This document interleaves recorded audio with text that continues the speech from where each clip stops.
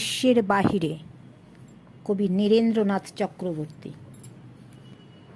শীতাংশু, আমাকে তুই যত কিছু বলতে চাস বল, যত কথা বলতে চাস বল, অথবা একটাও কথা বলিস নে।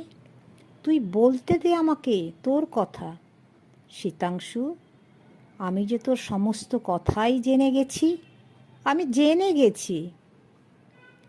কি বলবি আমাকে তুই শীতাংশু? বলবি যে ঘরের ভিতরে তোর শান্তি নেই, তোর শান্তি নেই, তোর ঘরের ভিতরে বড় অন্ধকার, বড় অন্ধকার, বড় বেশি অন্ধকার তোর ঘরের ভিতরে। শীতাংশু, আমি যে তোর সমস্ত কথাই জেনে গেছি, আমি জেনে গেছি। কি বলবি আমাকে তুই শীতাংশু? বলবি যে দৃশ্যের সংসার থেকে তুই, সংসারের যাবতীয় অস্থির দৃশ্যের থেকে তুই স্থিরতর কোনো এক দৃশ্যে যেতে গিয়েছিস স্থির এক দৃশ্যহীনতায়, অনন্ত রাত্রির ঠান্ডা নিদারুণ দৃশ্যহীনতায়, দৃশ্যের বাহিরে তোর ঘরে। জানি রে শীতাংশু, তোর ঘরের চরিত্র আমি জানি।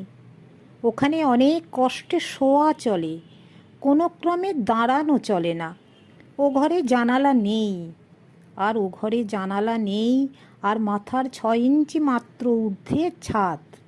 মেঝে স্যাঁতসেঁতে, দরজা নেই, একটাও দরজা নেই।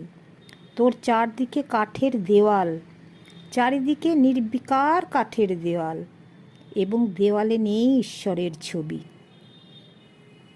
এবং দেয়ালে নেই শয়তানের ছবি। তা যদি থাকতো তবে ঈশ্বরের ছবির অভাব ভুলে যাওয়া যেত। নেই, তাও নেই তোর নির্বিকার ঘরের ভিতরে। না, আমি যাব না তোর ঘরের ভিতরে, যাব না শীতাংশু, আমি কিছুতেই যাব না। যেখানে ঈশ্বর নেই, যেখানে শয়তান নেই, কোনো কিছু নেই, প্রেম নেই, ঘৃণা নেই, সেখানে যাব না, যাব না।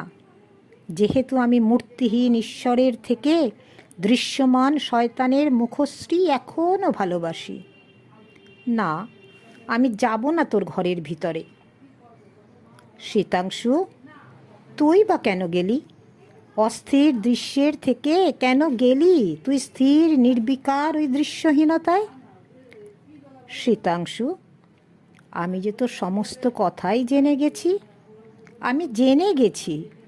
দৃশ্যের ভিতর থেকে দৃশ্যের বাহিরে, প্রেম ঘৃণা রক্ত থেকে প্রেম ঘৃণা রক্তের বাহিরে গিয়ে তোর শান্তি নেই, তোর শান্তি নেই। তোর ঘরের ভিতরে বড় অন্ধকার, বড় অন্ধকার, বড় বেশি অন্ধকার তোর ঘরের ভিতরে।